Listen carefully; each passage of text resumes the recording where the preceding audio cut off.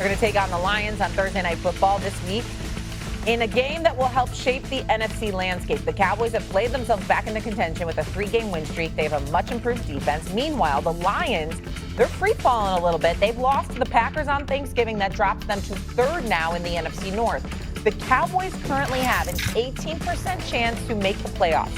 With a loss, the number drops to 7, according to ESPN Analytics. With a win, that number jumps up to 34%. The Lions, a 44% chance to make the postseason. With the win, we go to 57. Loss, we drop to 22. Who needs the win more on Thursday night? Is it the Cowboys or is it the Lions, Stephen A?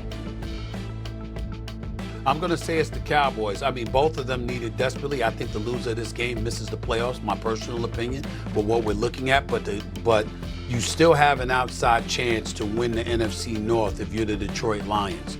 I don't think that's the case with the Dallas Cowboys if they were to lose this game.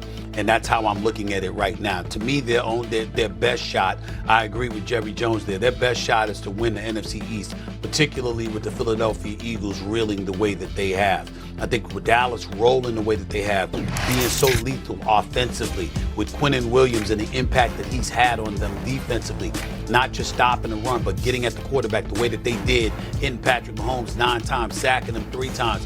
I think a lot needs to be said about that. Then you got a cat like Jadeveon Clowney, who we hadn't heard from in ages. He had 2 sacks against Patrick Mahomes on Thursday as well. So we got to look at all of those things right now and the momentum that the Dallas Cowboys are riding right now, being undefeated since the trade deadline deals, having their defense look as formidable as it has looked, their offense looking as lethal as it has looked.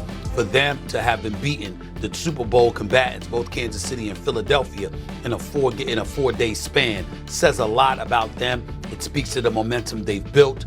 It's put everybody on notice that the Dallas Cowboys are still a team to be reckoned with. And believe it or not, they could end up winning this division. If they were to then turn around and lose to the Detroit Lions, I think that would be a devastating blow that would derail their playoff aspirations. So I'm going to say the Cowboys for this one.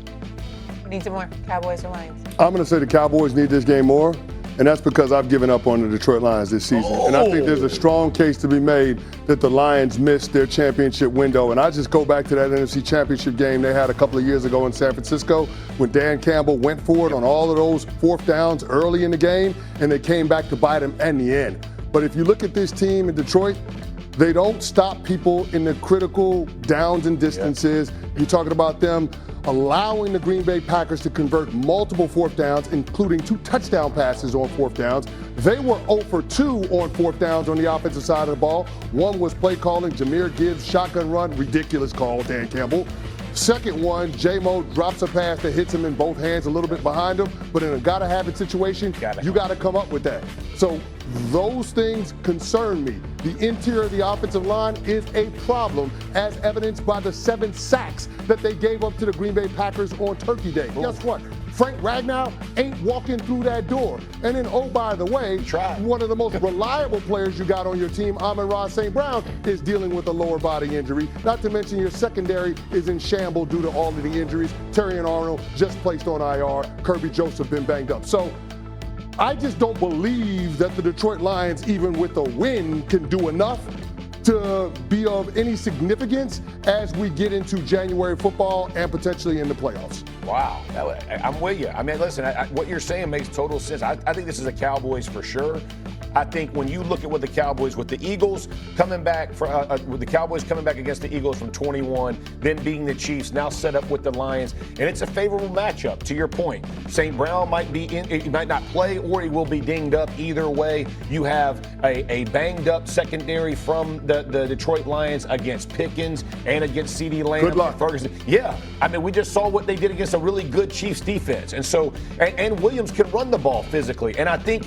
When you look at, I think the biggest difference for me, and you and I talked about this when they first made the signings, and we talked about it may not matter for this year, but this is the foundation for the Cowboys. When Williams and Clark and Overshown and Wilson are right in the middle, and now everybody else is getting kind of healthy around them and all the pieces and parts, they got the foundation. They turn it around much faster than I did. Yes. And here's the part that Eberflus has done. They played a lot of 5-man front. They started with the Eagles, and they put them in this front, which shut down Saquon, forced him to throw it. Then they continued this against.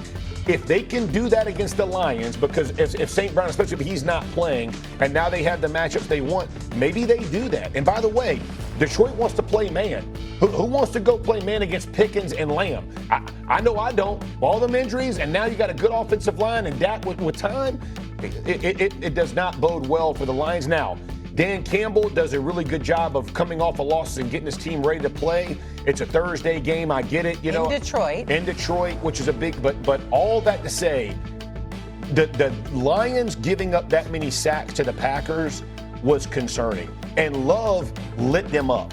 He lit them up. And listen, I've been hard on Jordan Love, but the dude played good. And Dak is playing, if he's not as good as, he's right on the same exact line, that thing right there, I mean. Dak has the number 1 QBR in the NFL right unbelievable. now. Dak had his 3rd straight game with 200 passing yards to wide receivers. It's the longest streak in the NFL. Unbelievable. So, it's the best offense in the league. Yep. They've only had one game where they haven't rushed over 100 yards. Do you think the Lions are done, Stephen A? Do you agree with Canty? I don't think they're done. Look, they got to win this game. They got to win this game or they're done. I agree with that, but I'm going to reserve judgment until I see this game Thursday night and see what happens. My question to you two, Jeff and CC, would be this. What's going to determine who the league MVP is, particularly from the quarterback position? We've mentioned a whole bunch of stuff, QBRs, victories, records, how you're playing as the season wanes, all of these different subject matters. What's going to be the determining factor for y'all to decide who the league MVP is? Because we've gone back and forth between Dak, Donald, Stafford.